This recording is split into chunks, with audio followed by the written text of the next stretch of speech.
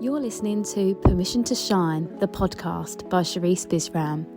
The Oxford Dictionary describes permission as the action of officially allowing someone to do a particular thing, consent, authorization. What if you were that someone and you gave yourself the permission to be everything you wanted to be and more? No more playing small and accepting less than. You are worthy of the life of your dreams, regardless of what it is that you've been through. And honestly, it's exactly what you've been through that has shaped you into the version of yourself that you are now. Like a diamond, you've endured so much, but instead of breaking, you have become stronger and brighter. And if that's not a reason to shine, then I don't know what is. And if nature can do it, then why the hell can't you? You are brave, you are strong, you are powerful, and you are enough. Hear my call and give yourself the permission to shine, because you don't realise how many people are inspired by your light. Like, share, follow, subscribe, and listen out for more. Stay tuned. Welcome everyone. This is episode 7 and I am with Avatâra Ayuso, and I know Avatâra because I work with her in the charity Our Dance charity. But Avatâra is also a world-renowned choreographer as well as the director of the charity. So she is a powerhouse woman. I was literally swooped into her straight away. I did an interview with her when I was doing my master's, and straight away I was like, yes, this is the energy that I need to absorb in my life. So yeah, I've been really lucky to work with Avatâra for the last 2 years, I'd say. Yeah, wow. So yes, Avatâra, lovely to have you here. So tell us about you. Okay, yeah, I'm very excited to be here with you as well, and whoever is listening. About myself, well, my career started as a choreographer. No, that's not true. I started as a dancer, and that's where I thought my life was gonna go to, as a ballet dancer. And life and injuries took me to another path, which is contemporary dance, Argentinian tango. And then as I was developing my career as a professional dancer, choreography came into my life. And that, again, was a life-changing experience to know that I could build my world, share it with people, and communicate with them beyond the body in motion, which is my experience at that time. So my company developed works and has developed and still is developing work around the world. The company is called AVA Dance Company. And as I was working in my company in different countries, I realized that there were fantastic women and girls that were not having the opportunity to develop their talents as I had. You know, I was very aware of the privilege that I had, even though it was not easy and it still is not easy. So I realized that I wanted to create a platform that could support them, but also and mainly that could make them realize of how much power they hold and how they can use that power for the better of their lives, communities, and anyone that was crossing their pathways. And that's when 3 years ago I founded the charity Our Dance, Advancing Women's Aspirations with Dance. So even though the charity is very, very young, the dream for it to happen has been building over the last 6-7 years. And yeah, I'm originally from Spain, based in the UK now for about 17 years, something like that. Amazing. So as you can hear, really colourful life, full of lots of experiences and lots of travel, as well as I know from your choreography, but also life. Tell us a bit about you as a woman in your life, and what was that? Because obviously you've used the fact that you've seen how dance and how you're privileged in the dance industry, but how about you as a woman and like navigating your life growing up, and yeah, how you viewed the world, I guess, and that's kind of probably what led you to do your career and all of these things. So yeah, tell us a bit about the woman behind everything. The woman behind everything. I'm an only child, and I'm saying that because that allowed me to travel very much with my parents, in the sense that again, talking about privilege, they always wanted to travel with me to everywhere they went, and everywhere they went mainly meant different countries in Africa and the jungle of South America in many occasions. So were very difficult trips for a child, but my parents wanted me to see how the world was functioning outside the beautiful bubble that I was in. Even though, with the difficulties that any teenager might go through, and your body changes, you need to balance the school studies with the dance studies, which I started when I was 7 years old, doing like 2 or 3 hours a day by the time I was 9 years old. So it was very, very intense. So those travels that I did with my parents allowed me to experience the world in a different way and allowed me to value what I had and recognize that I couldn't take things for granted. Things could change immediately.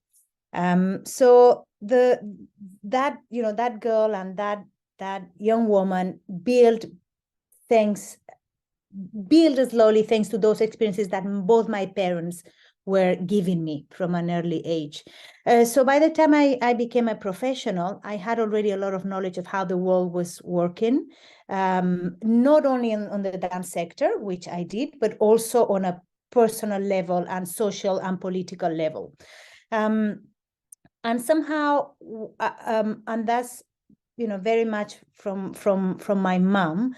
Somehow I realized that there was a power that I could use to make certainly my life a better place, but above all, to make the life of other people a better place. And that required a lot of work. Even though I had that privilege of being an only child with parents, very caring parents that gave me opportunities. If I wanted to help others, there was a lot of work that I had to do. So there was a lot of reflection in my 20s about, who I am, what is it that I believe in, what is it that I don't want to compromise on.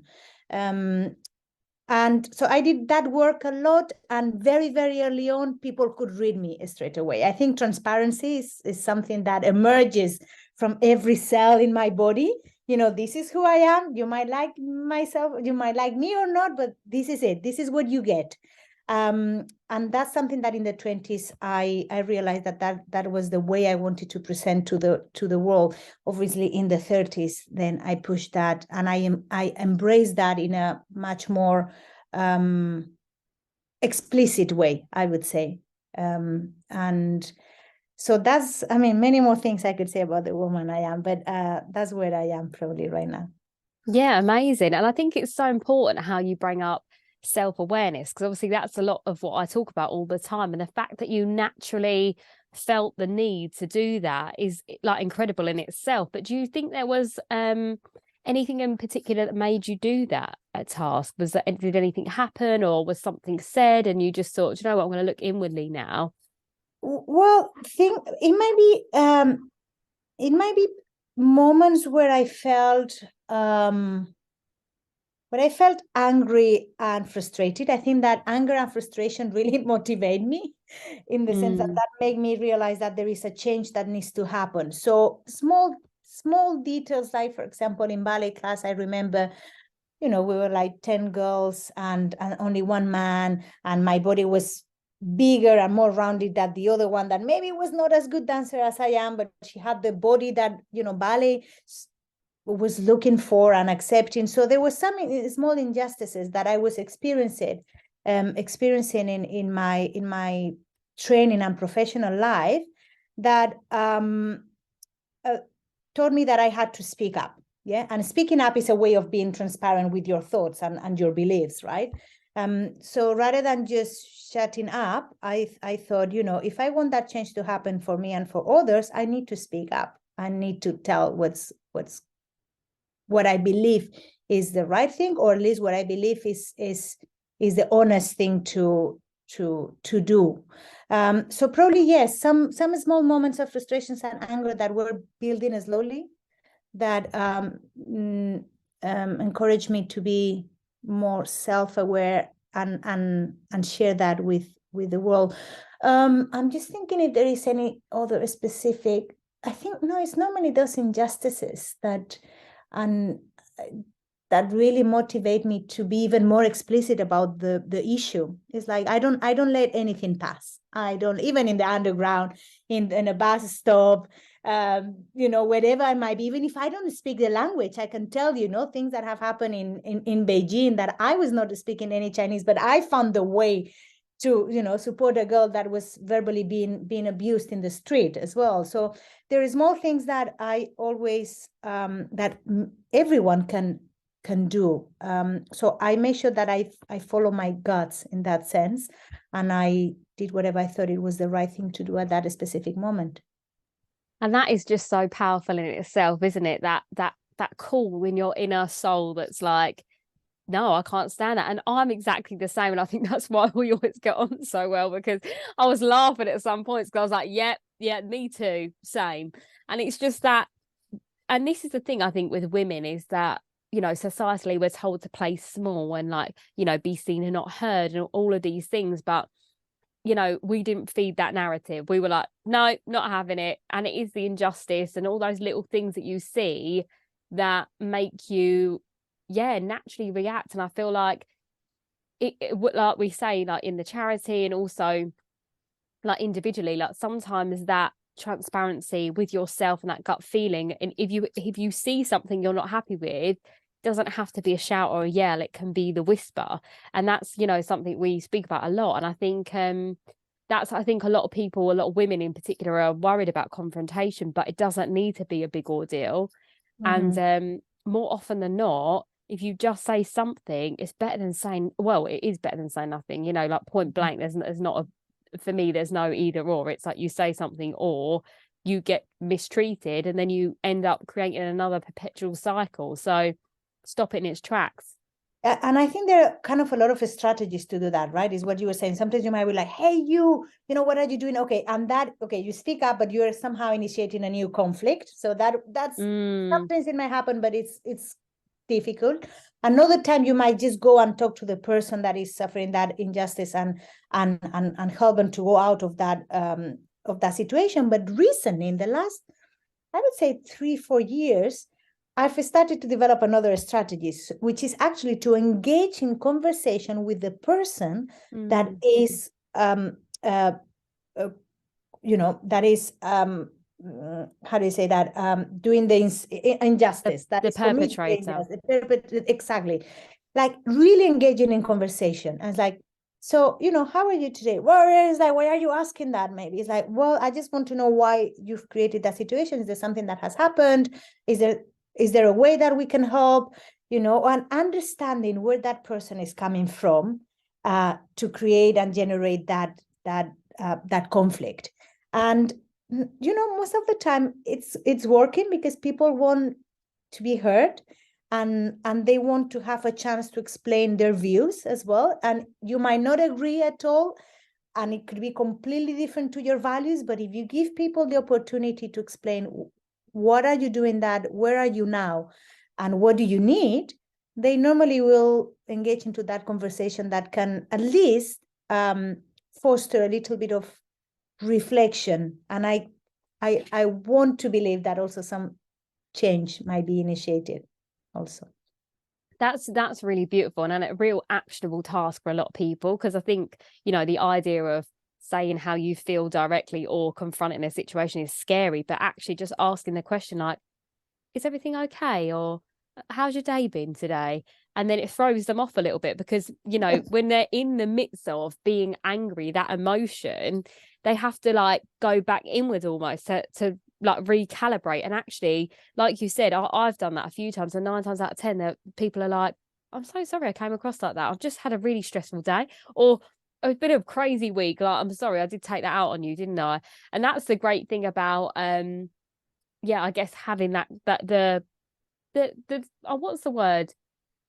I guess the confidence to say how you feel and be open to hear all sides of the story. Even, if you are the one confronting something and you feel there's a problem, I think it's just being open to always hear all angles, because, if we don't take accountability and we're not self-aware, we could be actually the one that's causing the problem. But we could have been barging into that person over and over again. We didn't realize because our bag's on our back. Do you know what I mean? And we've caused it. So there's always a to and fro in every situation. I think we can't always assume that we're the victim or assume that we have no part to play in a situation. Like sometimes it is all connected. But yeah, really useful things to say there, and actually not where I thought this conversation was going, but really important, because I think this is what a lot of people need to hear, don't they? You know, especially with the confrontation game, like so many women I speak to about that, and it is all tied into this umbrella of self-awareness and understanding yourself and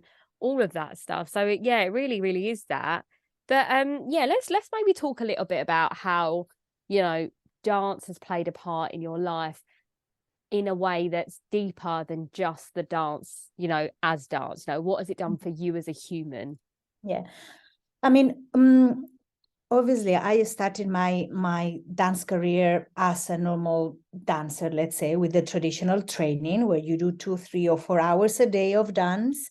You know, a class, repertoire, some new creations that the teachers were doing with you. And then when I became the beginning of the journey as a professional, it was, again, mainly reproducing choreographies that have already been created, kind of accepting the role that a dancer, a woman, has in the creative process, which is pretty traditional in the ballet world. That's my main training. So, so my understanding of dance was you perform or you teach. The idea of well-being was not even there at that, you know, the first 10 years of my training. So it was dance as a way to obviously but to express who you are, but at the same time, who you are filtered through the voice of another person, of a choreographer. It was quite conflicted for me to understand that how can I express myself on point shoes when they're painful and I'm playing Giselle, that she's 15 years old, loving someone still with a flower. So it was quite difficult for me to see where their self-expression was.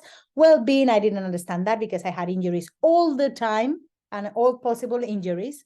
So even though I love dancing because it made me feel alive, I think that was my first approach, and it made me feel alive, that my body was speaking, it was beyond words. There were so many layers that I didn't perceive. I would say that the first time when I perceived a different layer of what dance could be was when I got my first big injury, which was a tumor in my leg.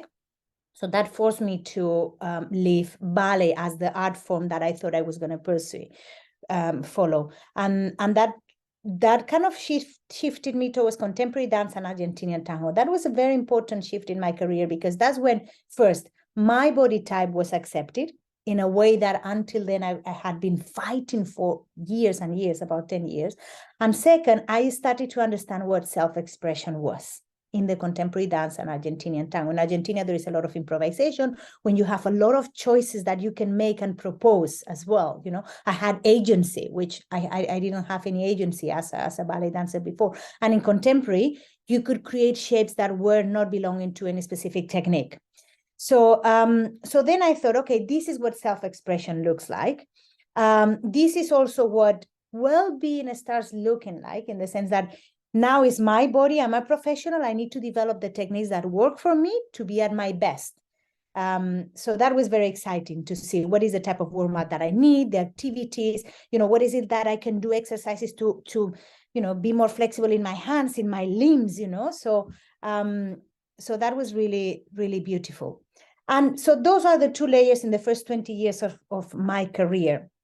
And then when I founded my company, AVA Dance Company, that's when suddenly I had to deal with a team, right? You have the great idea of, great, we have a team, but how do you manage a team? How do you put them into your role to create a production that is going to be shared with the audience? So then I became a leader straight away, yeah, because I had that dream and I wanted to make it happen. I was not going to wait for anyone to tell me or support me in that journey. And that leadership journey, if obviously, yes, there are things that is part of your personality, of your upbringing, and I understand, you know, as I said, I developed some of those things as a child, but it was thanks to dance that I realized that I had already so many leadership skills that only dance had taught me. You know, the fact that I was very rigorous, the fact that I could concentrate for many hours, the fact that I could actually, I could take risk, as when you are doing a contemporary fall and you know, it's like, okay, this is like actually falling, but it's a control full. The fact that, I had to communicate. It's like when you do a partner day with your partner, you need to say, okay, can you grab me from here or there? Maybe it's better if we do it like that. So there were communication skills that I was already had, that I could apply to my leadership practice. So this layer of, so we have dance as a performing experience and self-expression, well-being, and dance as a leadership tool.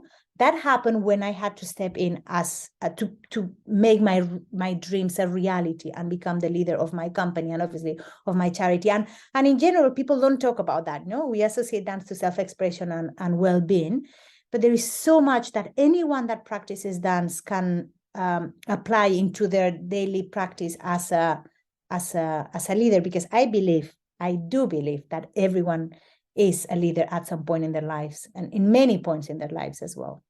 So yeah, that came later in time, that dance and leadership skills. Yeah, amazing. And, that's obviously what the charity is built upon, is that ethos. So, this notion for us is something we're so familiar with and it's embedded in, but actually working with the charity gave me that understanding as well, because I feel like I'd always felt like a leader in my life, but not really seen it in real context, like I've always felt that. And then as we did the boot camps and the things like that, I was like, hold on a minute, I do all of that naturally. Or, when we were doing the certain things that would help you step into that leadership role, and I was like, that's all who I am anyway. So working with the charity really did and has, solidified who I am as a woman, like now and going forward is an inner power activation leader for women. Is all of these things is because that's all part of me and how I've used dance to become the version of myself I am now. So it is all of these things. There's so much like wisdom and incredible things that dance brings, isn't it? It doesn't need to just be for aesthetics. Exactly. And also ability. You can be any level, can't you? And it will still do the same thing for you. I don't think it matters either way. And it's all just really lovely to be reminded of that as well, especially if there's any young dancers listening. It's just to know that that's that, or anyone that's interested in dance that's thinking, oh gosh, no, I never would have done that or whatever. It's like, actually, why don't you just give it a try and take it up as a hobby? Because, if you enjoy it, that's the most important thing, isn't it? It leads to all these beautiful avenues and discipline and, all of that stuff, vocalizing all those things. So now I'm going to say, what was a moment in your life, like one crucial moment, and it could be a few, that you feel like you really gave yourself the permission to be the version of yourself now? So then what was that turning point moment where you were like, cool, I'm stepping into my power now? Like, and I feel like you've always probably had an essence of this, but was there a moment that you were like, I'm taking center stage, it's my time?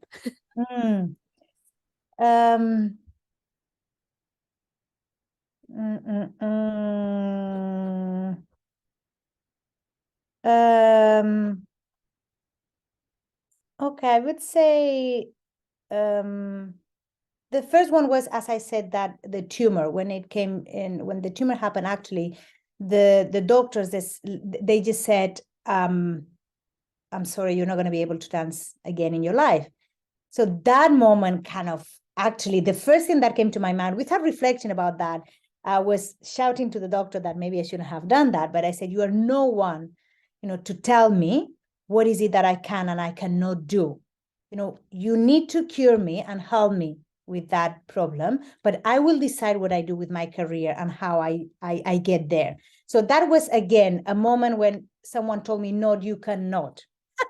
No, you cannot. He said, well, if I believe I can, I know I can. You don't know my experiences. You don't know the hours that I've invested. You don't know the energy that I hold inside. So that was the first moment when someone told me no to a deep level, told me no to who I am, because at that time I had been dancing for 10 years of my life, and I thought my career was there, and they kind of neglected who I am as an artist. So that was a very first moment, the telling me no to my life. The second moment was many years later, when I had my very, very first full-length production, an hour and a half show. It was in a massive production with lots of dancers, with a massive set design. It was in an incredible theater in Germany, in Dresden, where I actually, right after that production, I became associate artist. But I arrived in a moment where there were a lot of a team member with a lot of German men that didn't trust a young Spanish woman to lead this massive production. So I was experiencing every single day of the rehearsal with the team around, confrontation, like you are not able, you're not going to be able, your dancers are not going to be able, it was constantly no and no and no and no. And I trusted my dancers and I trusted myself. So I didn't let that to put me down. And actually the motivation again to say was, I'm going to prove you wrong. So every time they were saying something, it's like, give me one more week, give me a few days, And I remember that moment when they came to see 2 rehearsals before the dress rehearsal.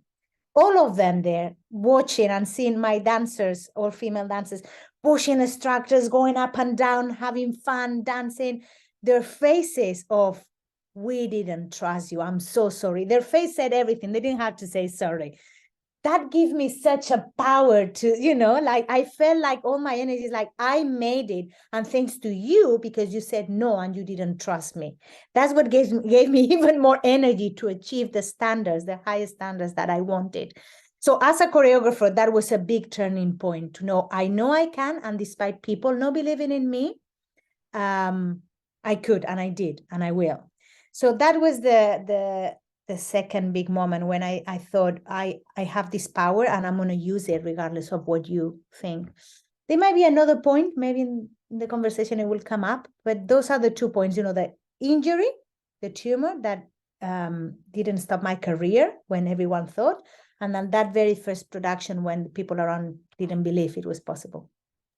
Amazing. And you know what's really incredible about both of those stories? It's like when someone's told you no, it was like that was the fuel for your fire. It was like, I'm going to show you, I'm going to prove to you. And actually the first case with the tumor, it's like a really important thing there that we all understand and know our bodies so well. So you don't have to take someone else's opinion as fact. How it feels in your body is what the indication is, isn't it? And so many of us don't listen to that gut feeling. And it's so wonderful for whoever's listening to just hear that has been the epitome of your life, is that how it feels to me is what is right. And that's what I'm going to go with. And that's a driving force that's led you to, all your successes and who you are as a person, as a woman. It's just really incredible to share that with people, because I think that's something that I think we all maybe listening, if people are feeling vulnerable or like, not their full expression of themselves, hearing examples of how people have used their pain as power, the setbacks as like the ignition to push off of again. And I always say that it's like, it's never a dead end, it's always a reroute. Because, like if you didn't have that dead end with ballet, you've never been rerouted to contemporary and the tango and your style. And actually, if anyone's seen Avatâra's work, it's so expressive and there's so much to it. So actually, I could never imagine you just being a ballet choreographer. That was, for me, that's just not even I know. picture it, And even with the choreography, and obviously I've seen your choreography and it is just so creative, and it's incredible that you can be like, no, I'm going to show you, give me time, I'll show you. And I feel like I have that as well, like whenever anyone has ever said to me, oh, you can't make a career out of being a dancer and all that stuff, I'm like, wait, and I did it, and I was like, here we go. And then now people stop saying, well, what are you doing next? What are you going to do next though? Because that was always the thing when you were studying or first couple of jobs, it's all of that. I think there is also something that when some people tell me, and even in some interviews, like, okay, so what if, for example, the donors or sponsors, tell you no, that they don't want to donate, and I always know in the last kind of 20 years, I thought, if they say no, I will help them to say yes. It's okay. It might take time. I will need to develop new strategies, but it's okay. It's the same thing. Whoever tells you no is like, just help them to see the future that you've got, trust on you, or say, yes, it is possible. It is possible. You might need to change your strategies. Yes. And you might need to even change country. Yes. And there's so many things that you might need to change, but if you believe it's a yes, you will make it happen. Absolutely that. And that's like everything I do is about the mindset. So, you know, without even realizing it, you've manifested all of these things for yourself because you're so certain. You're like, no, it's going to happen. You're manifesting it. You put it into the universe. The universe has to comply. That's how it works. So without realizing it, you are a master manifester, which is incredible, isn't it? You know, and it's nice for people to hear that. So for anyone that is listening and feeling like, you know, maybe they're not that confident or they're listening to you feeling inspired, what actionable steps could you give to someone? Like, what top tips do you have that would be beneficial for those, maybe, I wouldn't even say the younger version of you, because I feel like you've always had this fire, but maybe for anyone that, is feeling small and they want to be larger and take up more space? I think I would start with reflecting about two things. What are the things you're passionate about? It could be from eating Greek yogurt to knitting to reading novels from the 19th century. I don't care, but what are you passionate about? And be very aware that, you know, whatever you're passionate about could be a pathway in your life, you know, that can be the pathway on its own, or it could support all the things that you do. So have a moment to see what is it that I love, you know? So that's the first thing. And second thing is like, what is it that I'm good at, you know? And again, that's very important because sometimes they don't teach us to reflect that way. We are taught to reflect the other way. What is it that I need to improve, that I'm not good at? Actually, you think about it, there are 1,000 things that we are not good at, and a lifetime is not enough. So just reverse the thinking. What is it that I'm good at? And how can I build from the things I'm good at and the things I'm passionate about? And absolutely everyone is good at something. It's really interesting because in my case, I'm really, really good at finding things that people lose. Like incredible. It doesn't matter what you ask Avatâra, and I'll retrace your steps, blah, blah, blah. And like 90% of the times I'll find it. I don't think that's a career and that will take me anywhere. But anyway, that means that I have this capacity of researching, of thinking, of asking questions, of analyzing. And if we don't find it, how can we find something else that makes the functions of whatever you lose or you lost? So again, those two things. What are you passionate about? Stick to those and nurture those. And what are you good at? And if you're good at something tiny, as I said, it might be something tiny, stick to that and improve that and build from there. And then other skills will emerge. But don't punish yourself for what you're not good at and what you don't know and what you don't like. Do the opposite. Yeah, absolutely that. And it's really funny that you mentioned that, because my last podcast I recorded was about purpose, passion, and alignment, which is everything you just said, you know, like, what are you good at?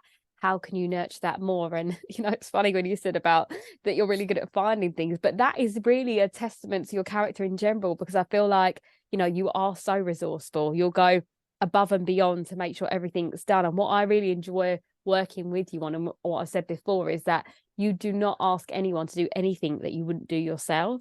And I think that is incredible leadership, you know, like, and I've learned so much from working with the charity and you in terms of like transparency, open communication, all of these things, accountability is all tied into this real true part of just being authentic to yourself. And I think because you lead that way, by default, everyone around you mirrors that energy, which is exactly it, isn't it? That's the core of it. You are the core of the universe, and we're all mirroring you, you know, in that space. And equally, it's like a beautiful cycle that started now that, you know, we all get to share on and pass on. So yes, well done for being incredible. Well, you know, I think I get nurtured by everyone that is around me as well. I learn from every single person that is around me every single day, and that's beautiful.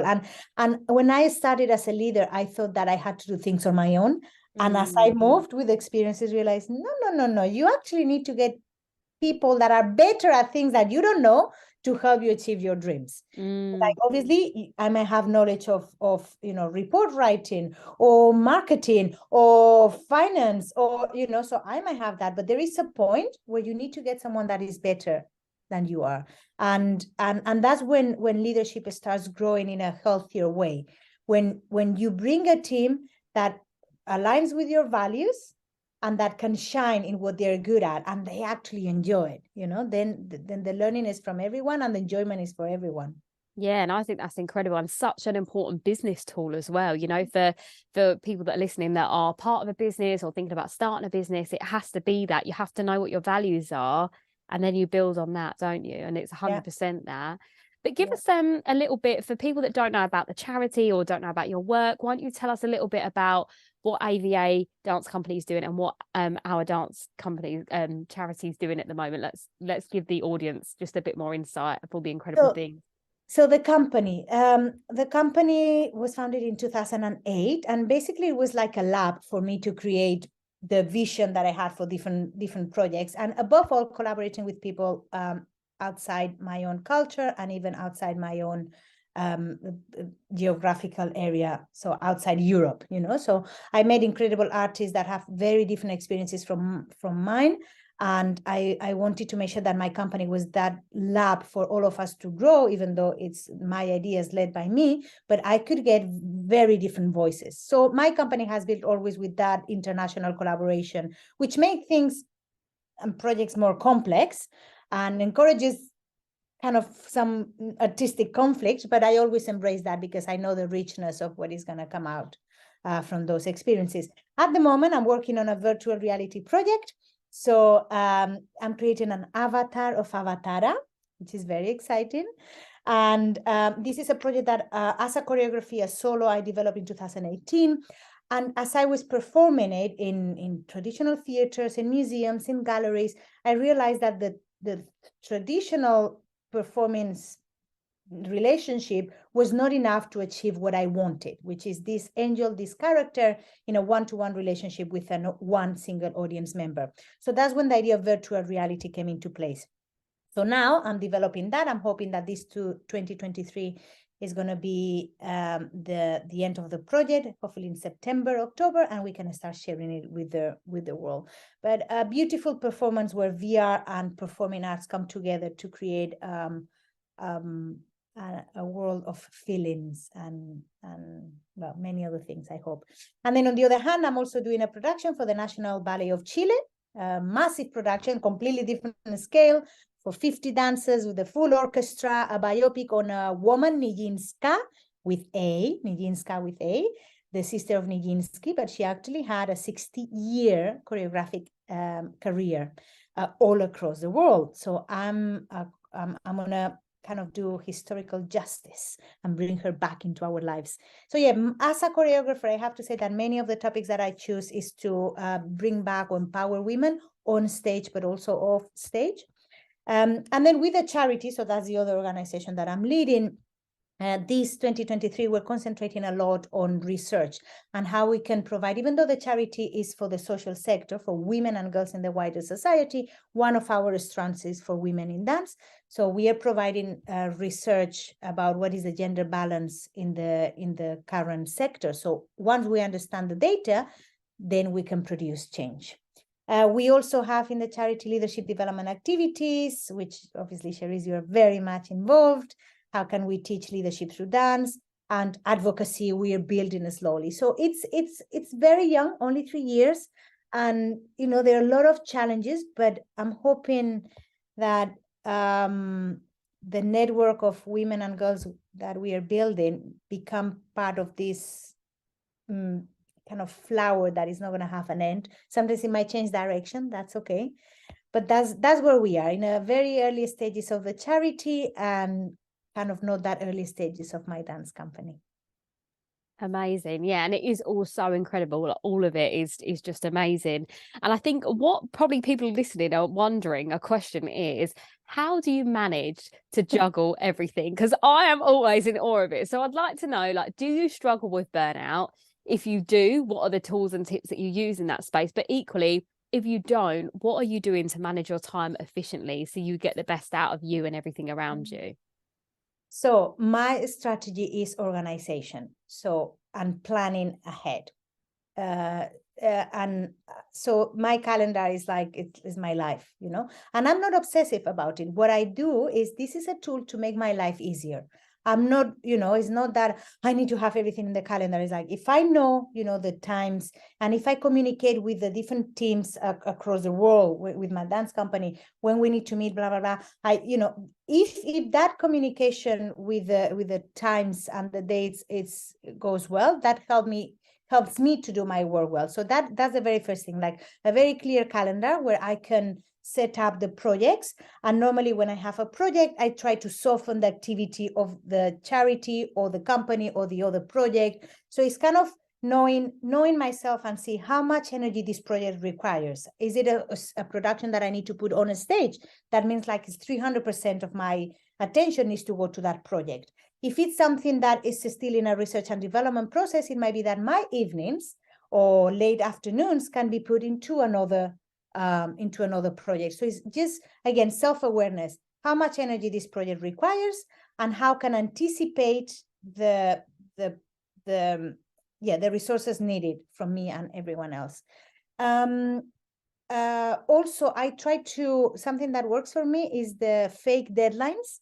So even though we, for example, today, 3rd of April, we have an online presentation. So I make sure that the whole team works with a fake deadline of maybe like hopefully 1 week in advance of that event. So everyone, because there are always problems that happen and issues to solve, always, no matter how much we plan. So be ready for those. But those fake deadlines that everyone knows that they're fake, but we need to achieve that. Again, help me to avoid extra last minute stress. 95% of the time is possible. Sometimes it's not possible. And when that happens, then I need to put a lot of extra hours. And I tell the people around me, from family members to team members, and I might say like, this week is full on. So I'm just going to concentrate on that. I'm sorry, I'm not going to have eyes or ears or anything else for anyone else. So again, communicating that helps me, but also the people around me, rather than like, like getting nervous with them because they're asking me questions. No, I'm just going to be transparent and tell them. Burnout, it happens not very often, again, because I put those strategies. I'm also very aware of how many problems will emerge always, no matter how and no matter how you do what you do, sorry. But at the same time, I tend to have plan A, B, C, sometimes D, anticipating. Okay, if we don't have that, what can we do? That person can jump in, or if someone cannot do it, with COVID, that was, I guess everyone has experienced that with COVID, you had to have plan C and D. It's, there was plan A and B was not enough. So yeah, I would say those are the mainly strategies. Burnout, just communicating with people, and sometimes a little cry is good, like, I cannot anymore, but still you have to do it. So then you go back to it. And it's like, okay, fine, boom, I just cried, but deal with it. You have to make it happen. Yeah, absolutely. That 100%. And I think really, like, I could narrow it down to like self-awareness, really good boundaries, and just being disciplined. I think that's like really important. And all of what you are, I think, just knowing you as well, like how you do. I'm always impressed. I can't even understand, but I think because you are so self-aware of how you work, you fit things around the times that work for you. And then you identify, actually, that's not going to work. We can move things around. So it's also being flexible as well. Because I think although you're very dedicated to your timings and everything, it's also, knowing where you can move things around. And I guess that's really what you're saying with the D and the C and D kind of plan. It's having that flexibility 100%. But no, it's incredible. And I think for anyone that doesn't know you, like, you're an absolute powerhouse of everything, like life, business, you're just juggling all the plates and all the things. So it's good to hear that obviously you are doing it in a way that works for you, and also, making time to have a life as well, because that's also really important, isn't it? Oh, yes. I mean, my calendar, you see, like the month of August is in red. In red means holidays. Unless I have the super mega project of my life, which it happens once every 6 years that I cannot say no, I try to block those times for holidays. And again, I learned to do that in my 20s. I was all the time doing, and then I said, no, I really need time for my life, for my people, for my family, for my friends. So it might be that I have a whole month of holidays and I say, okay, so those Mondays are going to be dedicated to work, because obviously the organizations depend on me. I cannot just delegate. But again, I'm very specific. So yeah, knowing when I need that restful time and unlock it, it's very, very important. And loving what you do as well. You know, I'm not sure I could do this if I was not passionate, and I think that would also a good drive. You know, you push because you love it, and otherwise I don't know if I could do it. Absolutely. No, 100%. I fully agree with that. I think your passion is fueling everything that you do, and it's evident, you know, so it's really incredible. To kind of round off, I always do this little segment and it's called Soul to Soul. So because you're not woo-woo like me, like only like crazy spiritual lady, I guess the best way for me to word it is like, if you had like your legacy statement that your soul wanted to be known for, what would it be? A statement. Ooh.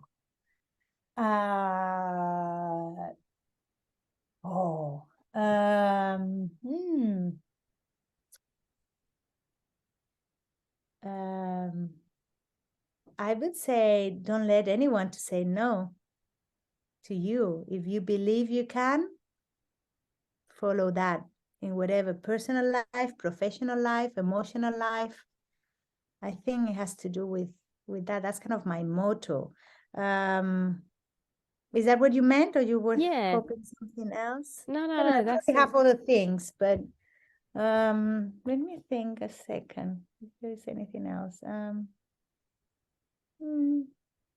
My legacy, right? My legacy statement. No, it's like you can. Yeah, You no, I can. think that's perfect. Yeah, absolutely that. And I think that's a real testament to your character and your life, is that you've never taken no for an answer. And you've always followed what your intuition has said, and that's led you to who you are. And I think everyone, like I said before, could take something from that. You know, like if it doesn't feel right in your body, then don't do it. And if it feels like, no, I can absolutely do this, then go full steam ahead, no matter what anyone says to you. So yeah. Yeah, exactly. Trust yourself. Yeah, trust yourself. I think that's important one to, we need to learn to do that, but trust yourself, because your body and your mind are very intelligent entities, and they know you better than anyone else, your body and your mind. So listen. Yeah, absolutely that. Yeah, listen to that inner voice, because she always knows. But thank you so much for coming on, Avatâra. What we'll do is we'll put all the details of like the charity and your company in the show notes. So if anyone wants to find you or follow on socials, or, you know, see what you're up to and watch performance or all of that stuff, they can do that after. But yeah, thank you for joining me. It's been a really lovely and invigorating conversation, as always, full of like passion and excitement and drive and determination, all these lovely things. So I hope that the audience, just feels like a sense of, yeah, absolutely, I can do that. And yeah, it just shows actually how you've given yourself the permission to shine. And yeah, hopefully we've all taken that little bit from it. Thank you, Sherisse. Sherisse Bisram, Inner Power Activation Leader for Women. If you are ready to up level, to elevate, to ignite your inner flame, to burn everything you once were, to trailblaze into your future, into all of your manifestations and more, then head to my website to book a free 30-minute alignment call. I have one-to-one containers available for 90 days and 180 days. I also have an online program for 6 weeks. It's a group program for women called Permission to Shine. That's also available as a self-study as well. I have a journal available on Etsy as well as worksheets. There's multiple ways to work with me, and I'm here to help you. You deserve to shine, to be the most amazing, most confident, fearless version of yourself. What are you waiting for?